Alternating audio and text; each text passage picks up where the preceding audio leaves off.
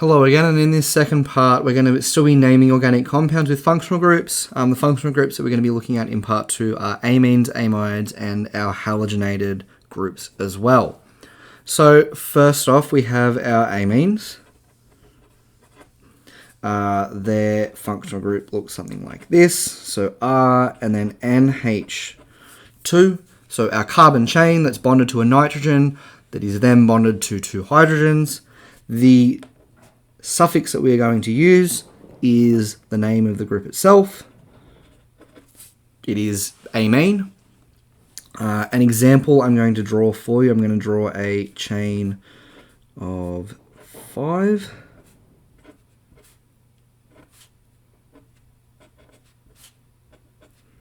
With an amine group on the end. Everything else is going to have hydrogen.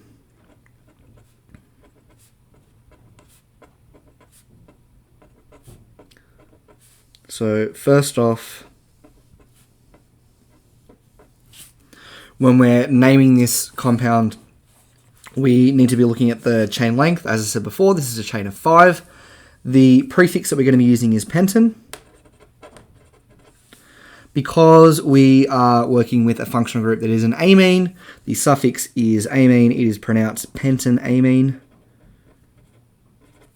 The last thing that we need to do is also label the location of the amine group. Just like we were using before in the rules, we cannot number this chain left to right, 1, 2, 3, 4, and 5, because that would mean that we would have a 5 pentanamine, and the rules clearly state that we have to give our carbon with the functional group the lowest number possible. So this guy over here is going to be 1. Then we're going to be working in reverse order, 1, 2, 3, 4, and 5. So the first carbon is the carbon attached to the amine group. Thus, we have 1 pentanamine. An alternate way of writing this up, again, is prefix, number, suffix.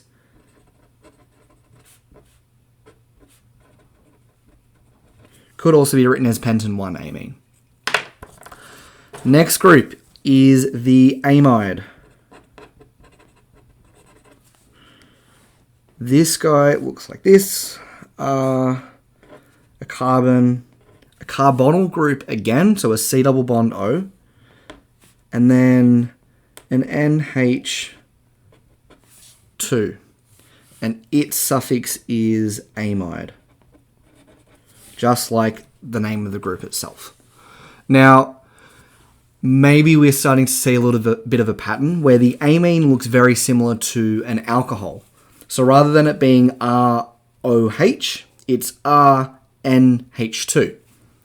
And if we look at the amide, it's very similar to a carboxylic acid. Instead of it being RC double bond OH, it's RC double bond O NH2, where the NH2 again is behaving very similar to our hydroxyl group, our OH group.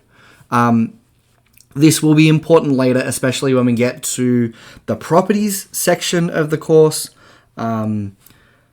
They do behave quite similarly. The amine behaves quite similarly to alcohols, and the amide behaves quite similarly to the carboxylic acids in some ways. In other ways, they're quite different. But that is something that we will explore. And that's very much based on the similar structures and the different structures that exist between those pairs of chemicals.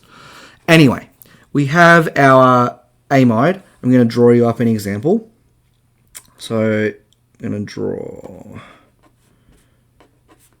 a carbon chain of 2,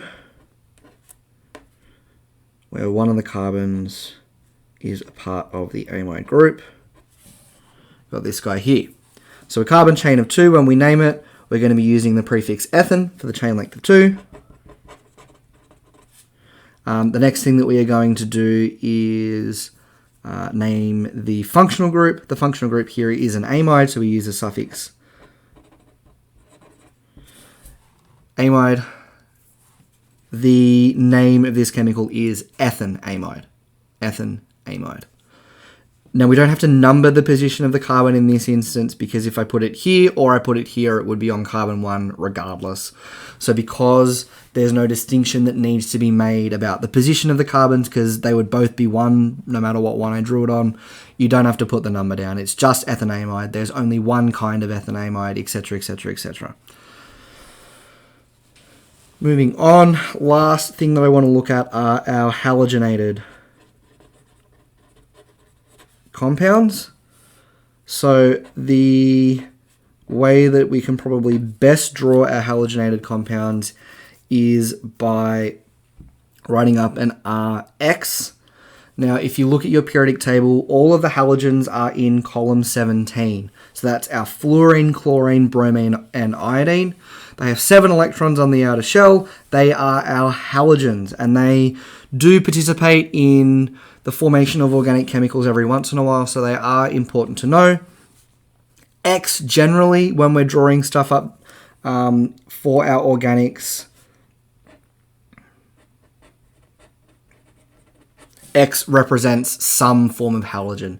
Now, fluorine, chlorine, bromine, and iodine behave very, very, very similarly to each other from a properties standpoint and from a chemistry standpoint when we start looking at our reactions.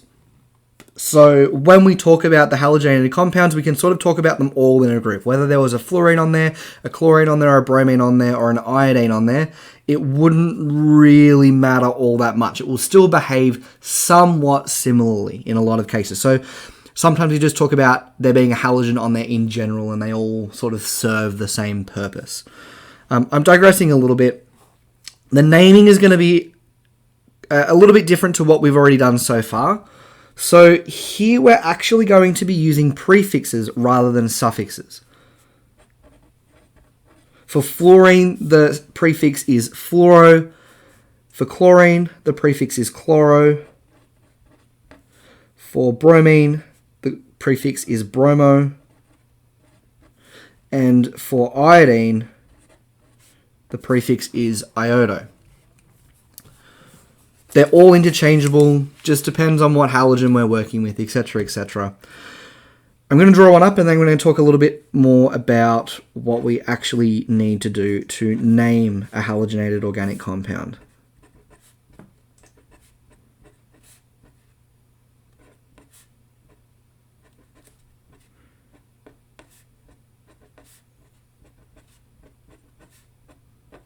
So here I have a carbon chain of 4. There is 1 chlorine attached. Now, when we are naming this chemical, we first have to identify the halogenated compound, and then we write it like we normally would for an alkane, alkene, or alkyne. So because this chain of 4 here, there is a chain of 4 here, that's the longest chain, and they're all single bonds. Essentially, this is butane. The difference between butane and this chemical that I've drawn, the only difference is this single chlorine, an element essentially attached on or substituted for a hydrogen. So when we name this, the chloro part acts sort of like a prefix. But is the first prefix.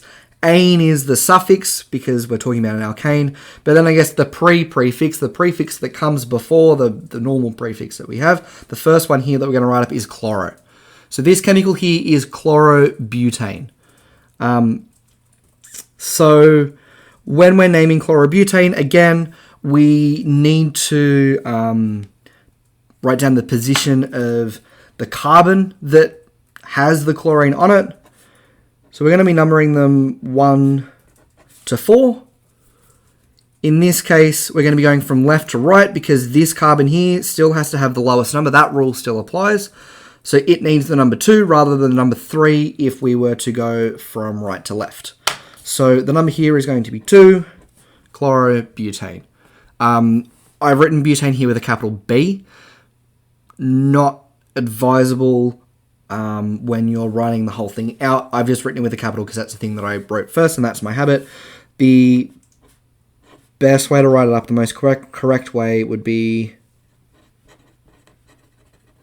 chlorobutane as one word, with the capital A only at the front. So I guess that can sort of count as our working this is the most correct answer. Now, if I put a fluorine here, it would be 2-fluorobutane. If I put a bromine there, it would be 2-bromobutane.